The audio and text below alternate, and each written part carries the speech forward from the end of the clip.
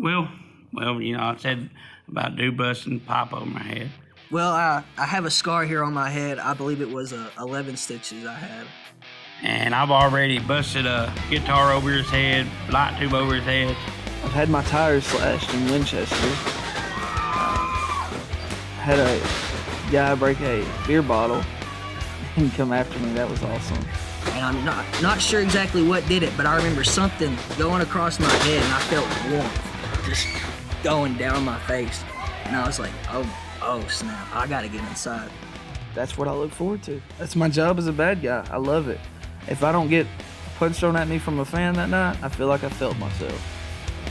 Most people think it's easy and they can just hop up in here and do whatever and have their fun, and it's just a bunch of guys playing for a little belt. But to me, it's a whole lot more than that. It's an art.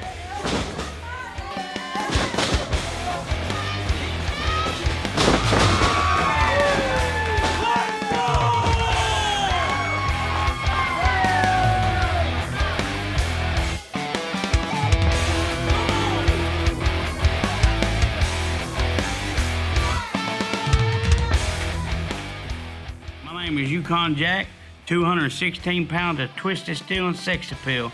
And I'm not only an announcer, but I'm a promoter of Southern Wrestling Federation, SWF, based in Tullahoma, Tennessee, 106 Southside Drive at the Gypsy Joe Arena, baby.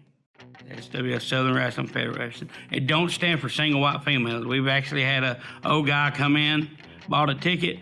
He thought it stood for single white females, and he was very disappointed when big 300-pound men come out in spandex. He never came back.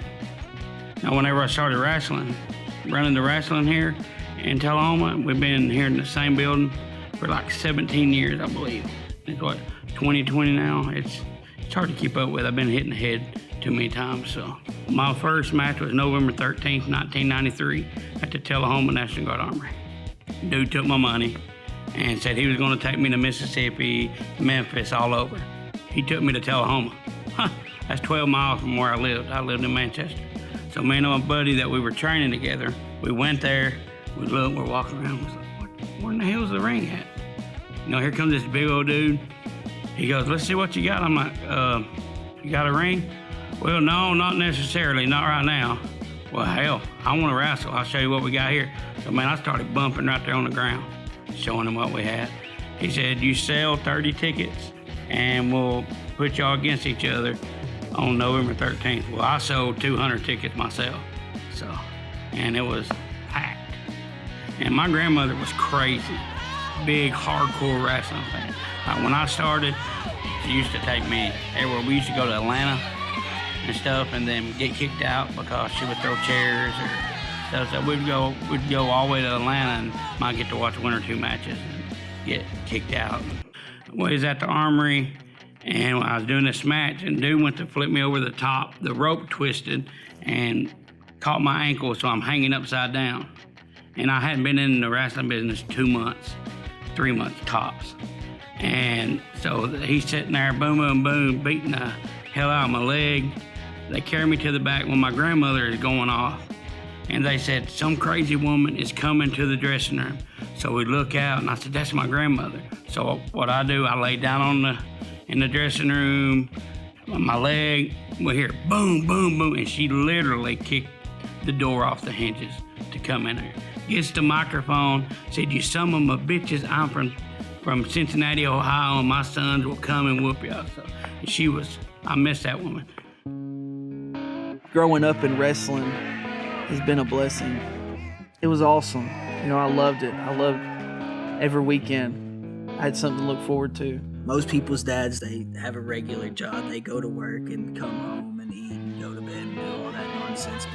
But growing up and my dad being a wrestler, it was so fun and it was so entertaining, getting to ride the roads and go to different places and see the different wrestlers and watch what he did and go out there and watch him perform and how he was different from being in the ring and being at home and seeing the two different sides of him. And it wasn't that they were so different, but they had their differences, and at the end of the day, it was just a road trip with Dad. I had a reason to do good in school. I had a reason to do good at home. I had this spell where I was bad, and I missed like 6 months of wrestling because I got sent to boot camp. I think it straightened me up a lot.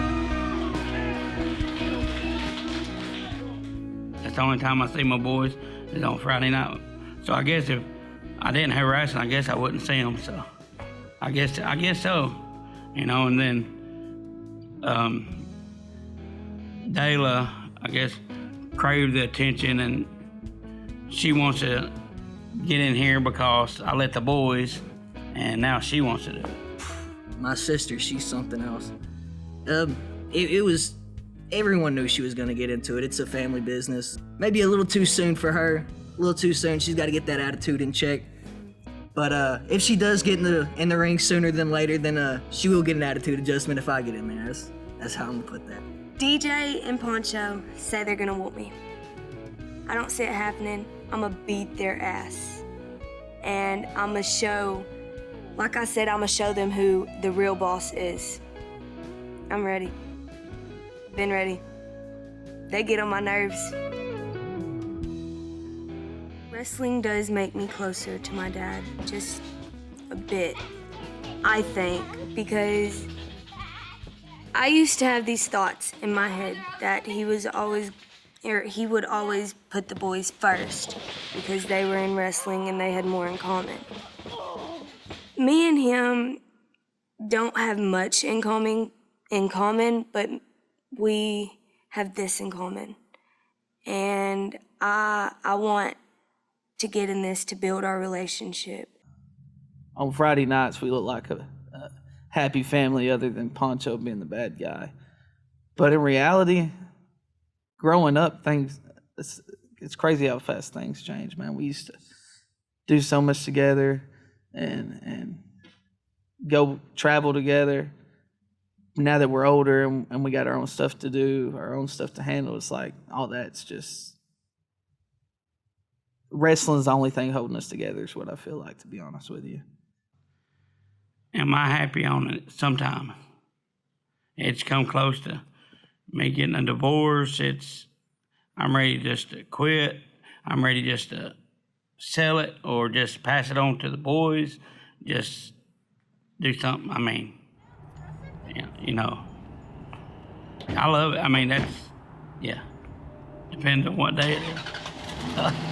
Depends on what night it is, you know. Last night we had like 40-something paid, and, you know, by the time I paid rent, paid the guys, I'm in the hub. So, yeah. It's got its ups and downs. You know. Him and the fans is what makes SWF SWF. He works very hard.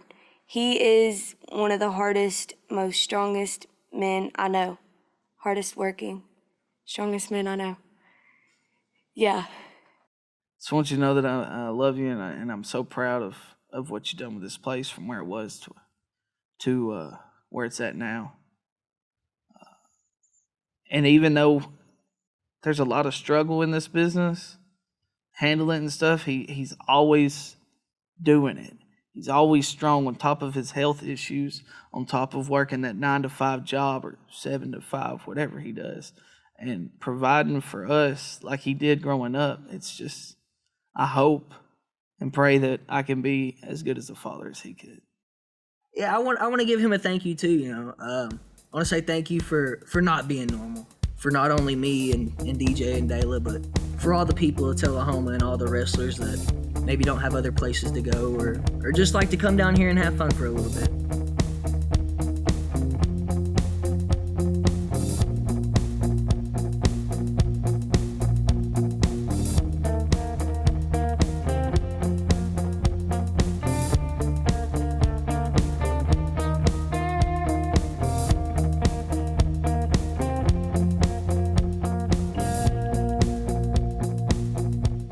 Every Friday night, so anybody watch this, you ought to come check it out. Guarantee you'll be entertaining.